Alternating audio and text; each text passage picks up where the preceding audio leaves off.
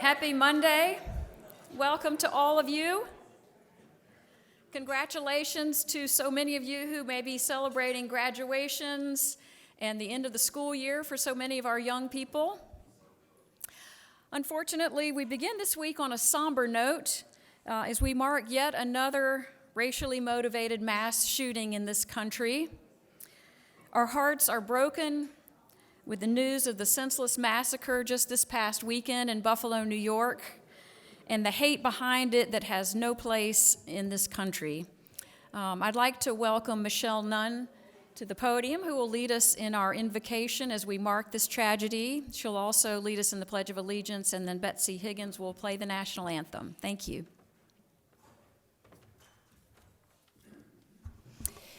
So may we join in communion and be replenished today in the spirit of our shared commitment to service. At a time when so many in the world are suffering, let us find aspiration and inspiration in new approaches to repair the world. We extend our prayers to the families in Buffalo and our terrorized national community. May our consciousness be pricked to overcome complacency and to act concretely against racial hatred and violence. Make us agents of racial healing and bridges of reconciliation.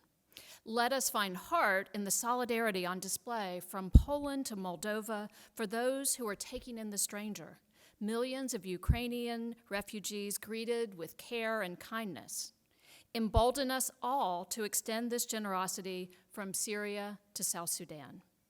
As we move through the next chapters of a global pandemic, help us to be mindful of those who continue to be vulnerable to its ravages and to embrace and to act upon its lessons of interdependence.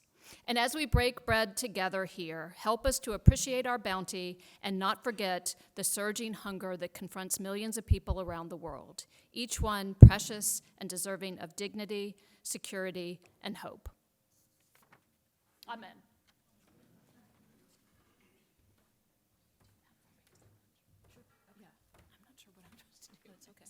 All right. Please join me in the Pledge of Allegiance. I pledge allegiance to the flag of the United States of America and to the republic for which it stands, one nation, under God, indivisible, with liberty and justice for all.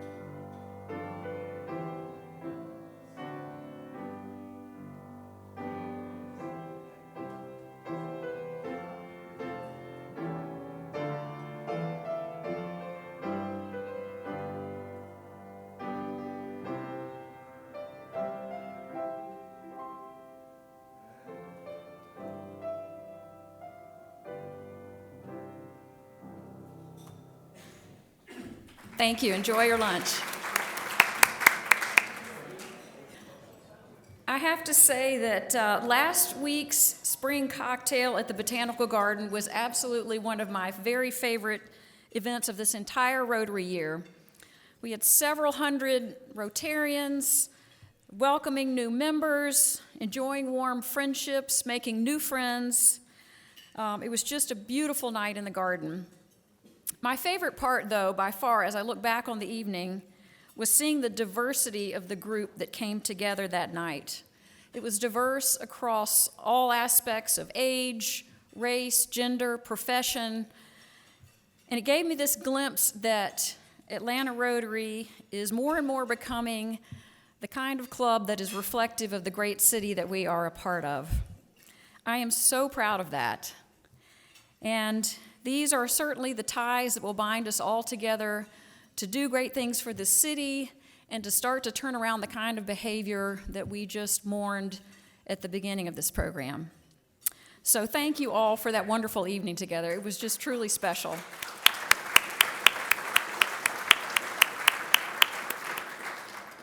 We have a great program for you today. Following our announcements, Rodney Bullard will introduce new member Theron Johnson.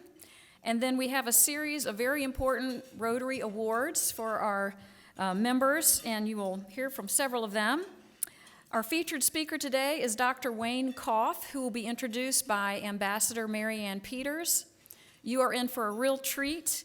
Dr. Koff will be sharing his cutting-edge work in the area of personalized medicine.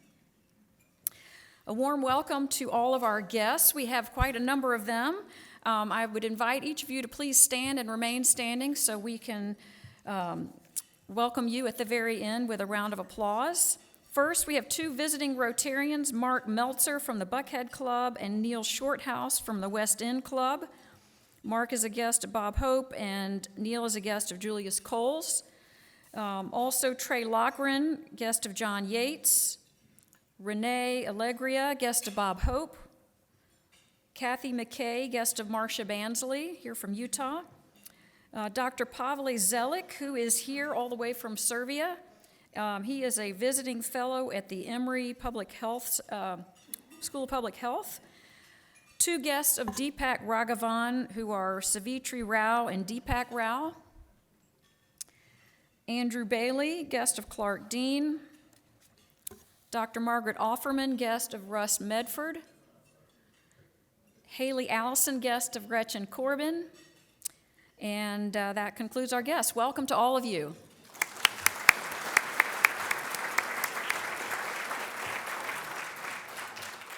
Looking further ahead, we're excited to host a very timely program. Be sure to join us next week for Dr. Raphael Bostic, President and CEO of the Atlanta Fed. Also, please be sure to let your sons know to hold June 13th for our annual Rotarian Sunday. Our featured speaker will be former NFL wide receiver and superstar from UGA, Malcolm Mitchell. Please join us. You do not have to have a son to attend. It'll be a wonderful program. So again, let your sons know.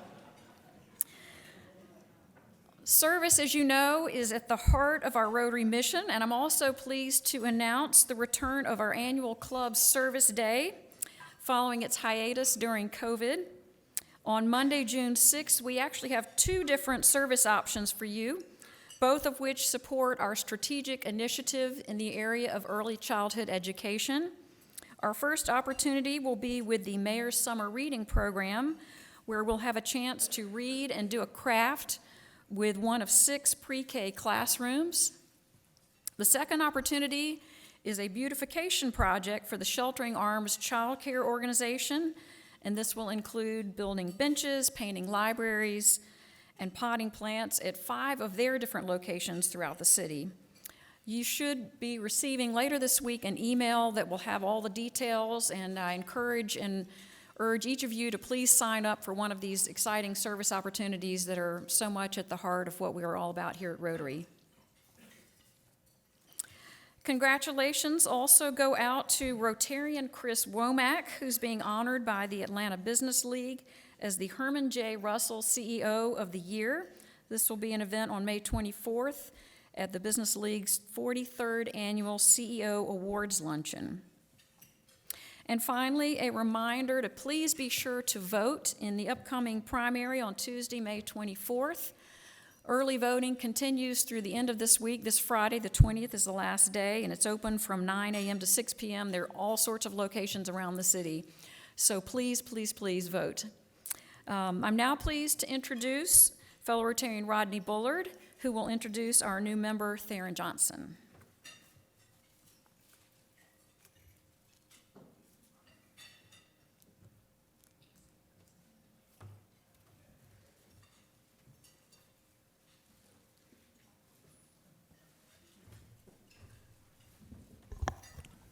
President Catherine, thank you, my friend. Thank you for your leadership. Good afternoon. Y'all can do better than that. Good afternoon. Good. It is my sincere pleasure to introduce to the Rotary Club of Atlanta, Mr. Theron Johnson. Now, many of you all have probably seen Theron on television. If not, you have seen him cutting a dashing figure across the city of Atlanta. And so if Theron is anything, he is smooth. And so he is a wonderful addition to this club for many reasons. And I am proud to join in with Ann Curry, Pat Upshaw Monteith, Jerome Russell, and Sham Reddy in nominating him to the club. So if you allow me, I'm going to read a little bit about him, but I'll start off by telling you he has a wonderful family. China is his beautiful wife, and Tyson is his wonderful son. But Theron is the founder and CEO of Paramount Consulting Group, a full-service, bipartisan government affairs and communications firm based in Atlanta, serving clients in the corporate and political sectors. A nationally recognized political strategist and trusted community leader, Theron appears each week on Fox 5's Atlanta's longest-running public affairs program, The Georgia Gang, and on 90.1 WABE FM's popular Political Breakfast. He also appears on CNN and is ranked among the top 40 political podcasts nationally. Theron advises elected officials at the highest level. Most recently, he served as a senior advisor to the Biden-Harris campaign in the battleground state of Georgia. He has served at the senior levels of federal, state, and local campaigns, including for President Barack Obama, Congressman John Lewis, Atlanta mayors Keisha Lance Bottoms and Mayor Reed, Congressman John Barrow, and DeKalb County CEO Michael Thurman. Theron has received 40 Under 40 awards from both Georgia Trend Magazine and Atlanta Business Chronicle, and was named one of the top 25 most influential Georgians by James Magazine. He was the youngest and first African American to receive the Campaign Manager of the Year distinction from the American Association of Political Consultants. In addition to his political honors, Theron was also awarded the Unsung Hero Award by his alma mater, Clark Atlanta University.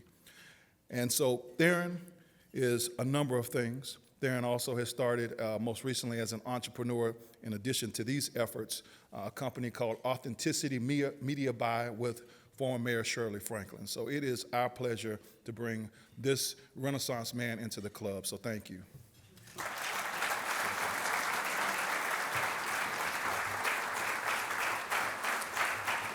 you so much.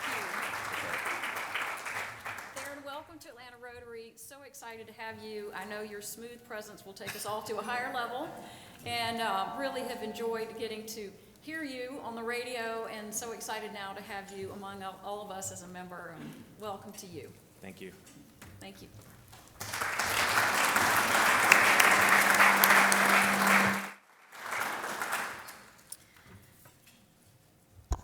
I was looking in our directory getting ready for our awards piece today, and I realized that these awards go back to the 1940s. There is such a long tradition of Rotary Awards, and I'm excited to launch us into the next batch. We had one recently when Gretchen Corbin presented the Armand Mayer Award to Clark Dean, and we have 4 of them today.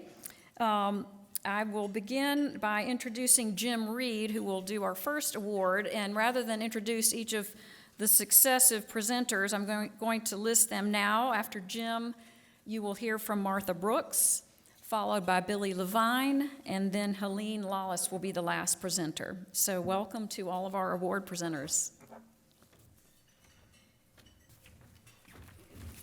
All right. So President Catherine said I have 2 minutes. I'll speed this up. It's my honor to present the Bert Adams International Service Award. It's for outstanding voluntary service in carrying out the 4th object of Rotary, which many of you know is the advancement of international understanding, goodwill, and peace through a world fellowship of business and professional persons united in the ideal of service. Now, if you guys have paid attention to the headlines in the last week, you might have seen that the co-founder of LinkedIn, Reid Hoffman, gave the commencement speech at Vanderbilt University, and in it, most commencement speeches are not worth noting, but in it, he spoke a truth that made an impact on me, and I felt it was worth noting here. He said that making and cultivating and keeping close friends may be your life's most important work. Yes, your network is important, but more than that, friends will be absolutely central to your sense of happiness, connection, and meaning. So when thinking about this award, And thinking about this recipient, it sums up the superpower for this year's winner. Please join me in a round of applause for this year's Bert Adams International Service Award winner, Bob Hope.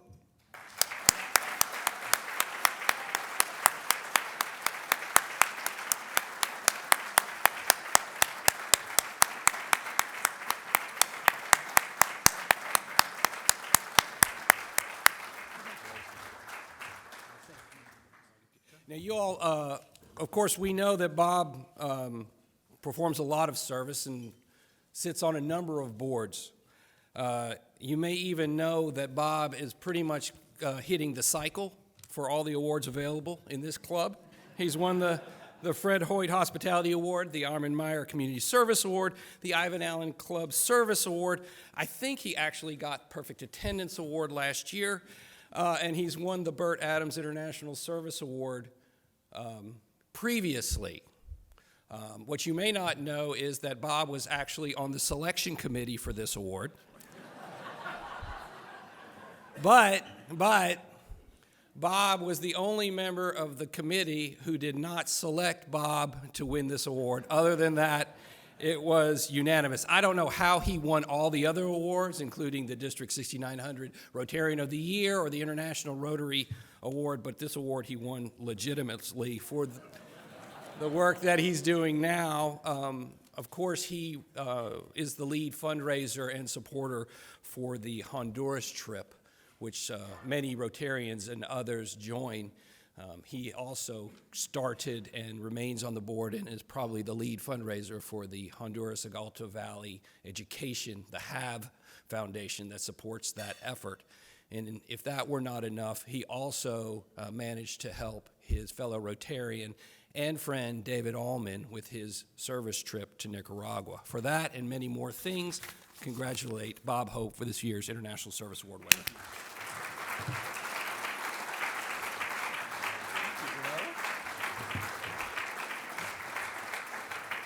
I gotta think, one thing it just seems strange. You're not supposed to get awards for something that you really enjoy. I mean, I really thoroughly have enjoyed 25 years of going down to Honduras. People like Clark, I mean, a bunch of them in the audience have been with us. And it's very interesting to see the evolution. When we first went down there, it was 11 hours through the mountains, through a little dirt road. There were no schools. There was no government. There was no health care. And then, suddenly you build a school because it's the only school. So you provide, the two things people appreciate, which certainly Michelle would know, are health and education. Everything else, is important, but health and education. So you focus on those two. And then over the years, suddenly it gets a little more accessible. They pave roads, things like that. Cell phones work. When we first went down there was no contact with the outside world. So today, you go from where there was nothing to now in healthcare, their vaccination rate is 82% in the Alto Valley.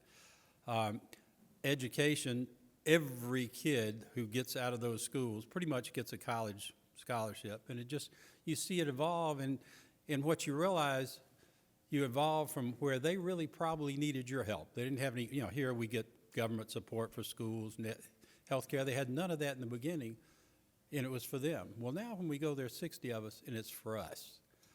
Vince Dooley goes pretty much every year, but Vince broke his hip last year. He's going to be 90, so I just stopped inviting him.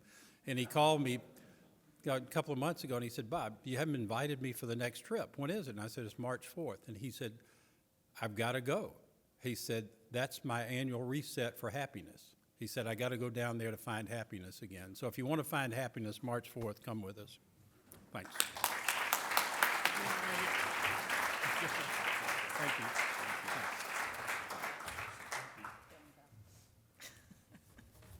Don't go. Don't go. I said don't go, Jim. Don't go. You don't go. Okay. He follows instructions. Jim Reed, he's pretty special because he is a role model for how the VP International and District Service should be conducted, and managed to be a role model for all of us even during the time of COVID. As you know, Jim is the president of YKK Corporation of America, which is a Japanese-owned firm. He developed his love of Japan all the way back in college days when he did a year abroad there and traveled everywhere and absolutely fell in love with the place. Since then, he's had a wonderful international legal career. He has participated in the World Affairs Council of Georgia as a member of the Board of Counselors at the Carter Center and has brought YKK into supporting many of the Carter Center programs. He's on the board of the Japan America Society and has deep understanding of the international world of business and affairs. Lucky for us, he put that to work in his role of VP in International District Service. And he, during the time of COVID, personally hosted and created a dinner series to connect club members with the diplomatic corps around Atlanta. He set up a program to individually solicit a series of new diplomatic members to our club, inviting them each as a guest of his to lunches to get to know us. And he updated all of our policies as to how we interface with the diplomatic corps, really using our time off of in-person meetings in a pretty fabulous way. If that wasn't enough, when the Ukraine crisis happened in February, he stepped straight up, looked around, tried to figure out how our Rotary Club could help, found those Rotarians from, were they Romanian nationals who had set up the program, who came and delivered a program here. And you will all be happy to know that that program has raised $140,000, of which $100,000 came from our group here, our own club.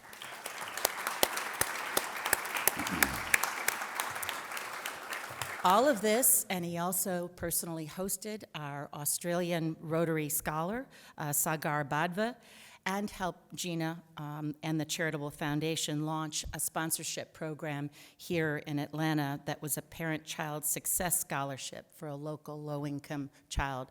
That's a lot to do in a COVID year for Rotary, and for that, we are also going to give you the Bert Adams International Service Award. So while everybody but Bob was voting for Bob, everybody but you voted for you, right? So.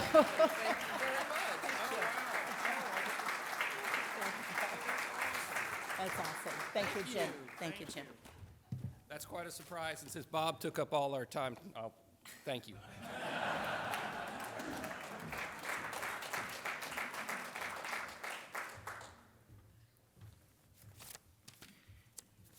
That's funny because Catherine told me I had a minute and a half, so I didn't know. I'm Billy Levine. I have the honor of presenting today our Fred Hoyt Hospitality Award, and we present this award annually to a Rotary member who proves to be the most hospitable at our weekly meetings. Our Fred Hoyt Hospitality Award winner is a familiar and friendly face around our club, of course. It's a hospitality award. If you measured the award by the number of guests that a member might bring during a year, this member would have won the award many times over, frequently bringing business associates, fellow partners, and other guests to add to the fabric of our club's weekly meetings. But that is not the sole criteria. Hospitality for our club means engaging. And to me, that is being engaged, like fulfilling the hospitality committee duties at the check-in table or being a greeter, or being engaged by sponsoring a new member and adding to our club, or being engaged in the leadership of our club, and even just being engaged by sharing our Rotary spirit and embodying the four-way test. As a matter of fact, today, we made sure that this member was in attendance today by asking him to be a club greeter, which he happily accepted this role. I also should point out he has a new member here with him today that he was ready to introduce, but because we're doing these awards, we have bumped that new member introduction to another meeting, and he has also brought a guest with him today who I hope will be a potential new member somewhere down the road. It's my pleasure to present the 2022 Fred Hoyt Hospitality Award to our incoming President-elect, John Yates.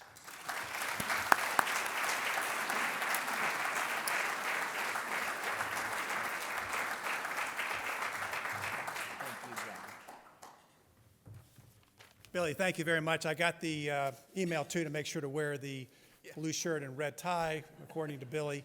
I want to thank you very much, and it's been an honor to be a part of this club and also to invite guests here. It's a wonderful organization, And as Michelle Nunn said earlier, it's an organization that gives back to the community and thinks about others. So thank you for this award, and I look forward to seeing you at many more Rotary meetings. Thanks.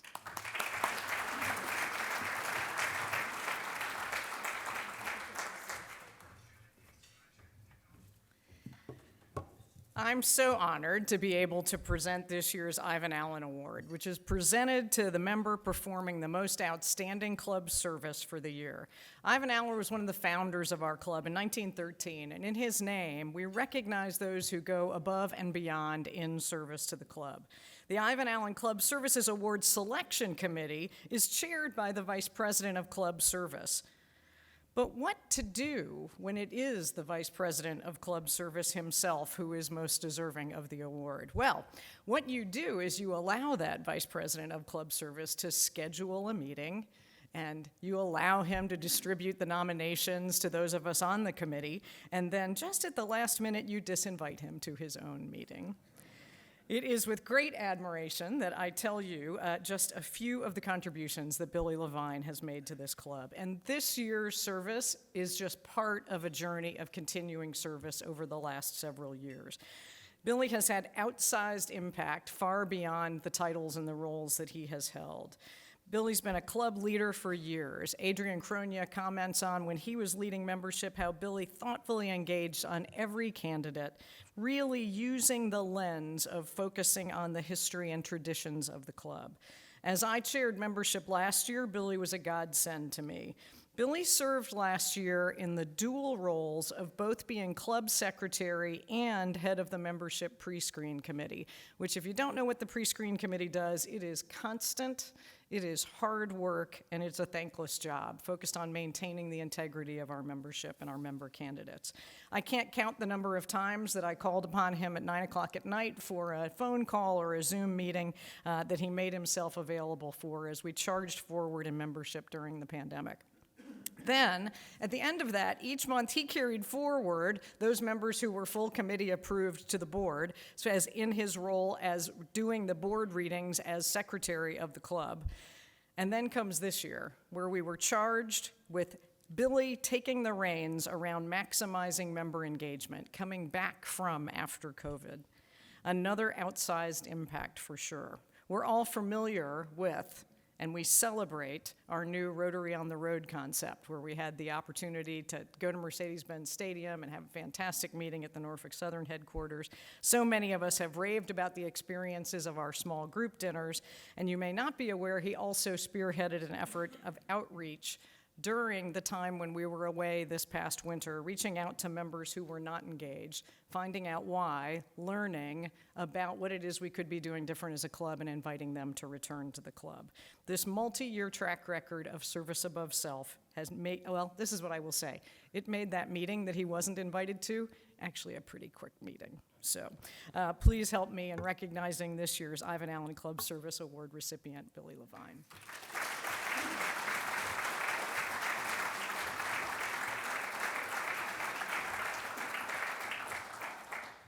I know we have a meeting to attend to. I just want to say thank you very much. It's really my pleasure to be so involved with this club.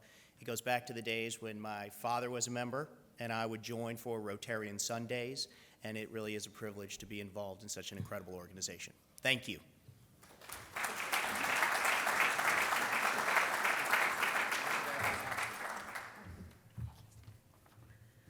As you can see, there was no shortage of trickery to get people awarded and here and receiving awards that they were in charge of, and all sorts of gymnastics that we went through. But congrats again to Billy and Bob and Jim and John. You all are absolutely the embodiment of the spirit of Rotary. As we shift now to our featured program, we're fortunate to have within our club a leader with an incredible perspective on our global population and global health. I'm pleased to welcome Ambassador Mary Ann Peters, fellow Rotarian, and Mary Ann will introduce our speaker today. Ambassador Peters recently retired as CEO of the Carter Center, where she oversaw a team of about 3,000 people, I believe, beginning in 2014. Her impressive history includes leadership roles in areas such as the U.S. Naval War College and the George C. Marshall Center in Germany, and over 30 years as a career diplomat in, I counted, at least 7 countries, probably many more than that. It's hard to imagine somebody with a more worldly perspective than Ambassador Peters, and we are so fortunate to have her with us to lead us in today's discussion. Please welcome Marianne Peters.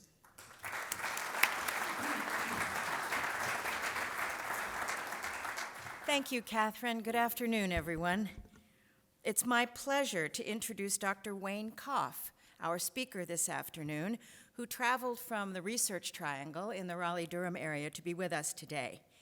Wayne is the president and CEO of the Human Vaccines Project, and he'll tell you himself about the groundbreaking work they do, and I'll tell you just a little bit about Wayne. Wayne is a renowned viral immunologist with a PhD in microbiology and immunology from Baylor School of Medicine and many, many publications to his credit. He has a faculty appointment at the T.H. Chan School of Public Health at Harvard, serves on the board of Wave 80 Biosciences and on the scientific advisory board of United Neuroscience. Before joining the Human Vaccines Project in 2016, Wayne was the Chief Scientific Officer and Senior Vice President for R&D for the International AIDS Vaccine Initiative, known as IAVI. And before that, he was the VP for Vaccine Research and Development for United Biomedical. In other words, Wayne Koff has been on the leading edge of biomedical research for many years. And now he's on a mission to generate a critical partnership between 2 very different scientific and technical communities, a partnership that will unlock a revolution in medicine and health. Please join me in a warm welcome for Dr. Wayne Koff.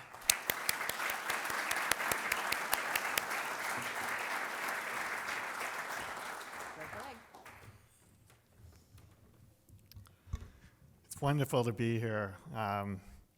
And I could sit here all day and listen to all the honors and wonderful people that are in this room. It's an incredible audience, but I've only got a little bit of time. So what I want to do is to really look out ahead and look where we're going to be in just about a decade.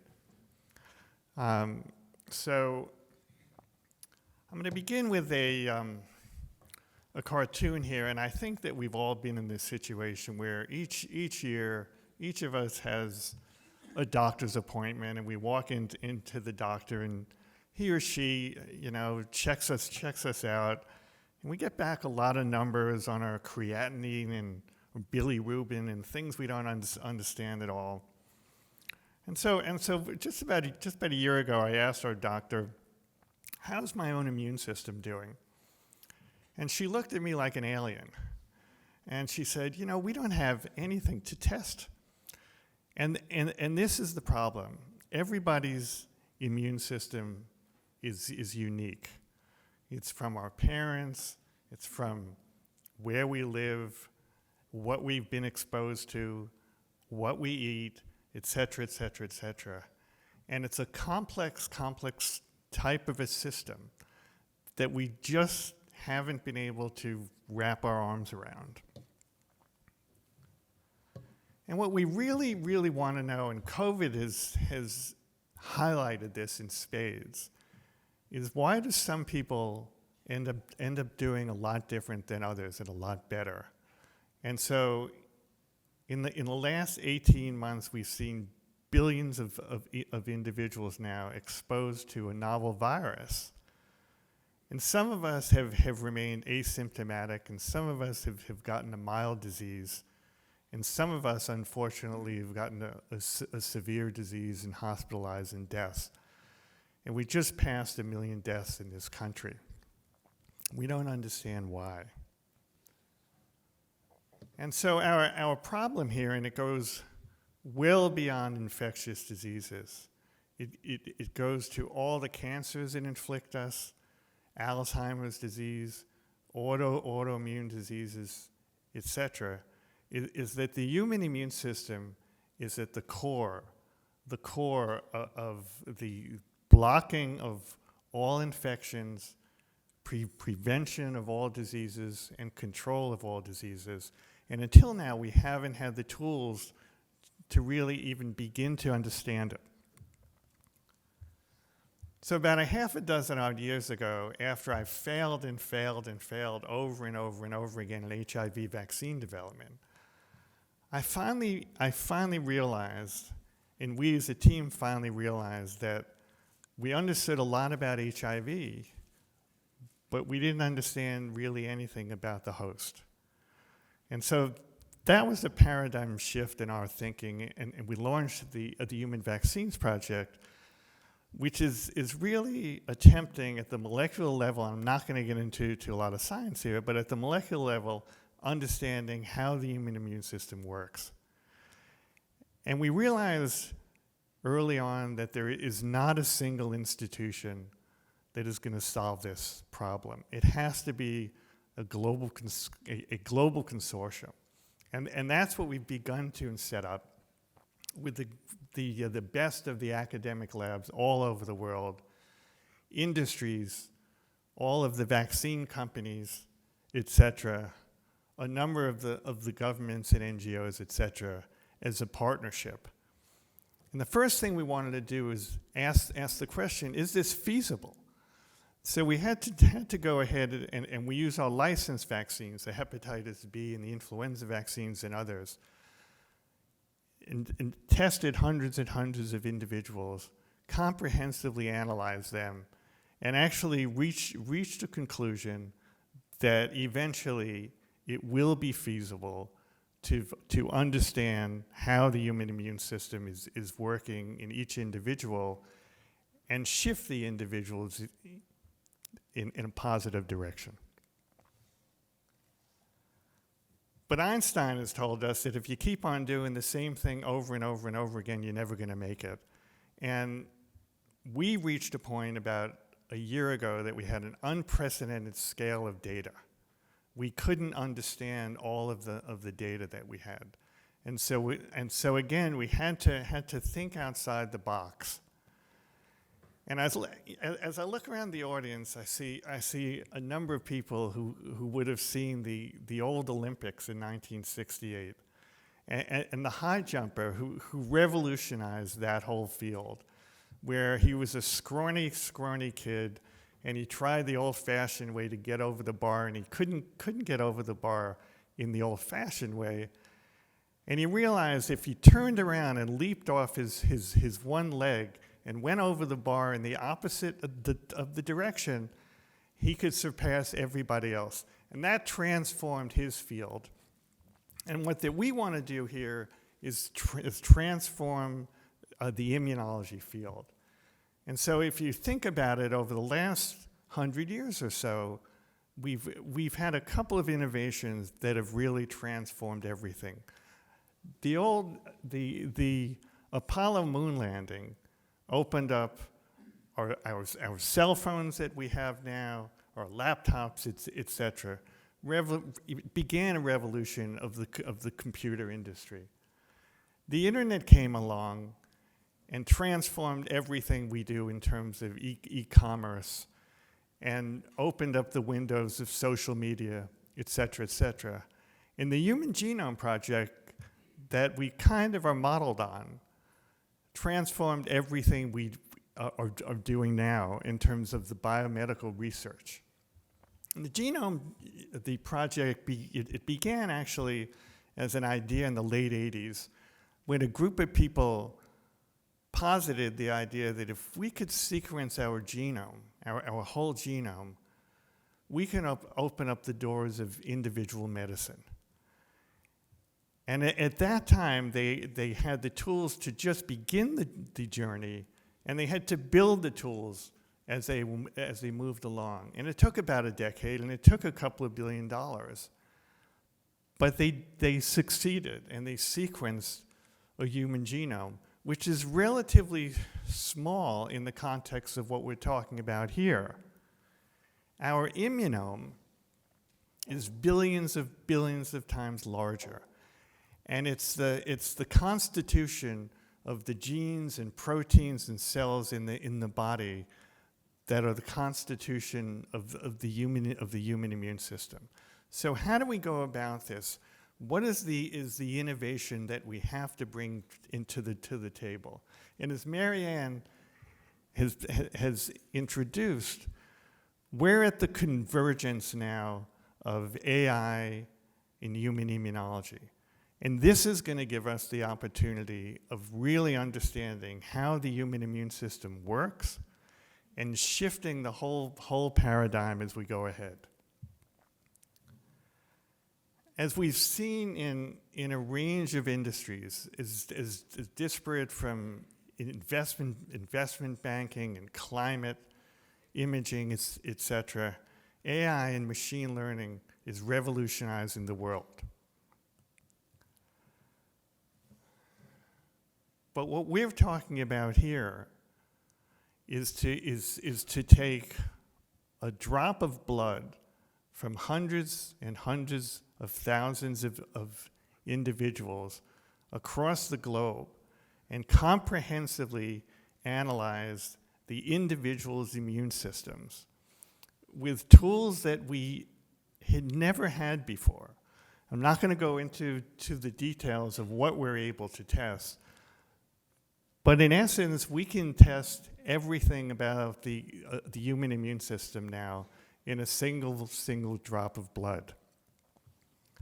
And so we are morphing, if you will, in the Human Vaccines Project to become the Human Immunome Project. And the goal of the project here is to create an AI model of the human immune system within a decade. And as I wrap up here, I want to talk about the next 18 months. Because in the next 18 months, we're going to run a series of important meetings in which we bring the immunologists and the AI specialists all together from academia and industry, and we map out a strategic plan for the A to B to C to D of the way we're going to get there. We don't know where exactly the journey is going to take us. We do know that we will be able to get there. At the same time, it's going to take a movement.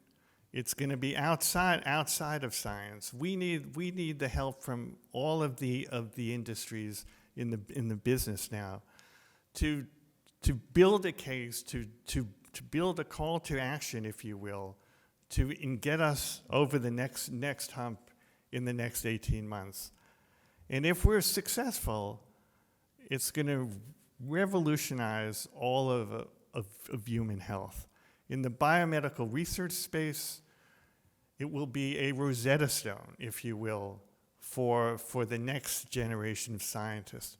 In the product development space, it will enable us to have in silico vaccine trials, in silico immunotherapy trials, et cetera. And lastly, it should help us all to lead healthier in longer lives and bridge the equity gap that we see so strikingly so now across the world in human health. So I'll stop there, and I'm happy to answer any questions. Thank you. Okay.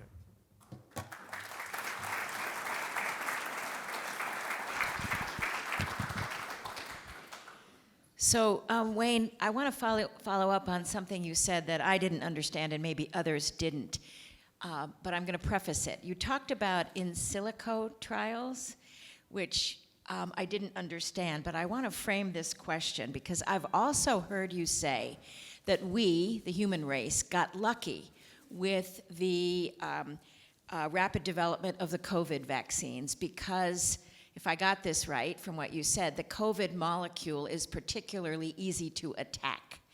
So say a little about that and then talk about how these in silico trials are different and perhaps faster. Great question, thanks. Is this on? You have to turn it on. Great. You able to hear me? Great. So in fact, we got really lucky. If this virus had been like HIV, we wouldn't have had a COVID vaccine. We in the HIV field, and I began working on HIV in 1988. We've been chasing HIV for it's decade after decade. And we don't know how to neutralize HIV. But this virus in particular had come along, and it had like a shining light, come and get me. And the antibodies were easily able to just latch on and neutralize the virus. The other reason we got really lucky is that as bad as the virus is, it's not as bad as MERS, it's not as bad as SARS, and we had the tools, and we were all ready to go, and so we could make a vaccine within a year. On the other question is, it really gets to how vaccine trials are done. In the COVID vaccine arena, with the Operation Warp Speed, we immunized hundreds of thousands of individuals, and we asked a single question: are we making antibody? We have the capacity now from some of the tools that I showed you on one of the slides to as easily immunize 1,000 individuals and look at 1,000 markers. Where we want to get to is to ask a machine if the vaccine is going to work. And that's what I mean by in silico trials. And the machine presumably can answer in days what would take months or years? In probably less than a day. Wow. Probably less than a day. Because you can run hundreds and hundreds and hundreds of thousands of trials a day on the machine. So maybe you've already answered this question, but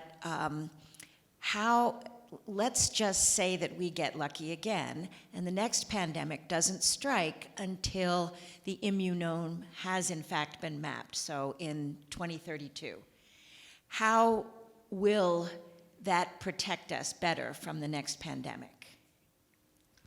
Well, I think it's going to protect us in a variety of ways. One, it should accelerate the speed of the development of the vaccines. But I think the real home run here is that if we look around the room here now and we took a little bit of blood from each person, we would see a bell-shaped curve. And most of us would be right in the middle.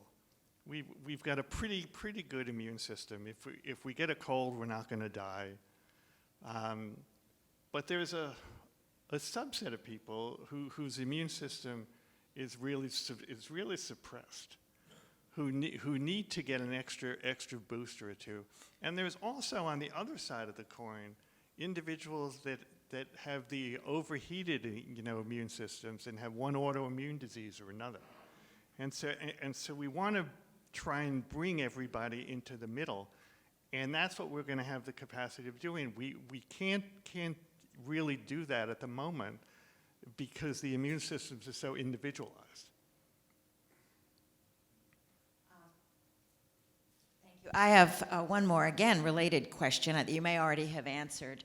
On the website of the Human Vaccines Project, on the front page, it says, our scientists are decoding the human immune system to transform how we diagnose, treat, and prevent diseases for all people.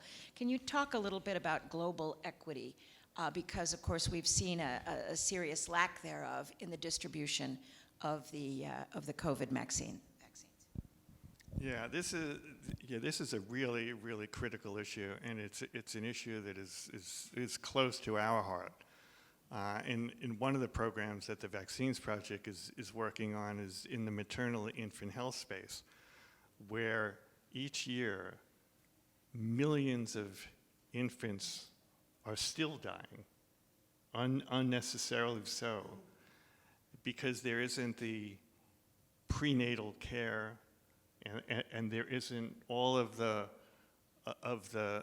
benefits of maternal health that we have access to in this country. And as you mentioned, the access of the vaccines has been a disaster. Has basically been a disaster, in the sense that the wealthy and the industrialized countries have bought up all the vaccines initially. And, and we got our vaccines, which is wonderful here, but still there are a number of countries in Africa that only have 8% of the population immunized, et cetera. And for a pandemic, if you still have an active virus out there, and we have Omicron out there, and we're still on the upsurge here, we're going to see additional of the variants. So we have to figure out a way to get the whole world immunized. Thank you, and I think we're going to open the floor. We have time for a few questions. Let's see, Russ, I see you in the back there. Wayne, it's a fascinating initiative. For this group, could you maybe expand upon the role of the immune system that you're going to be exploring for diseases beyond just infectious disease? That's critical, it's immediate, and has an immune approach to. But cancer, heart disease, Alzheimer's, how might this impact our understanding, diagnosis, and treatment of these major diseases as well? Yeah, thanks, Russ. And I think that's where the biggest impact is going to be. If you look at cancer, just as an example, there isn't a single cancer. It's a whole range of cancers, whether it's pancreatic cancer, colon cancer, whatever. But each cancer is also individualized, and so although we have tools now, and the monoclonal antibody, the revolution in development of antibodies against one aspect of the immune system has opened up the door now to the immunotherapies of cancer. They only work in a subset of people, and they only work in a subset of cancers. And so until we understand how the immune system is working on a population basis and on an individual basis, we are still going to be in a situation where only, I think it's 15% of the individuals who are treated now with the immunotherapies are gaining the benefit. Alzheimer's is another example. If you're lucky enough to achieve the age of 85, 1 out of 3 individuals is going to get Alzheimer's or a similar neurodegenerative diseases. And our immune system acts as a sentinel, if you will, and we don't understand how it is protecting the other folks in terms of them not getting Alzheimer's. Nor do we understand, why the 1 out of 3 is 1 out of 3. So I think this is going to open up doors across a range of the non-communicable diseases. We could talk about heart disease. We could talk about autoimmune diseases in a similar fashion. Let's see, Michelle? Yeah. Yeah, thank you so much. Yeah. It's exciting to think about the vision of what's possible. What needs to happen in order for that full vision to be realized, and what might be standing in your way? Well, I mean, I think the issue, with any new initiative, is to gain a critical mass of support, and to get over that inflection point, and that's what we're attempting to do over the next 18 months. And it's really is 3 issues. One, it's gaining the key stakeholder support from the key agencies, the research agencies, the Wellcome Trust, the Gates Foundation, et cetera. 2, it's a call to action, a global call to action, with a strategic plan, laying out a set of key milestones so we can understand exactly where we are on the path. And 3, of course, as it was in the Genome Project, it's the resource mobilization to be able to gain the kinds of resources as we move along the journey. I have to interject quickly and say, and aren't you going to bring together these 2 disparate communities soon?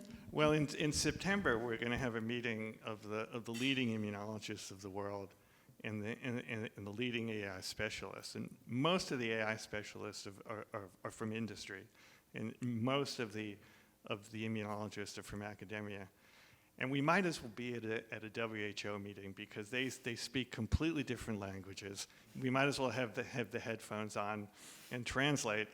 And what we're going to attempt to do in September, at the end of September, at this meeting, is to frame our strategic plan, to have the immunologists educate the AI specialists on what are the unsolved issues in human immunology now, and to have the AI specialists say, here's what we can do now, here's what we are going to be able to do in 3 or 5 years, here's what we might be able to do in a decade.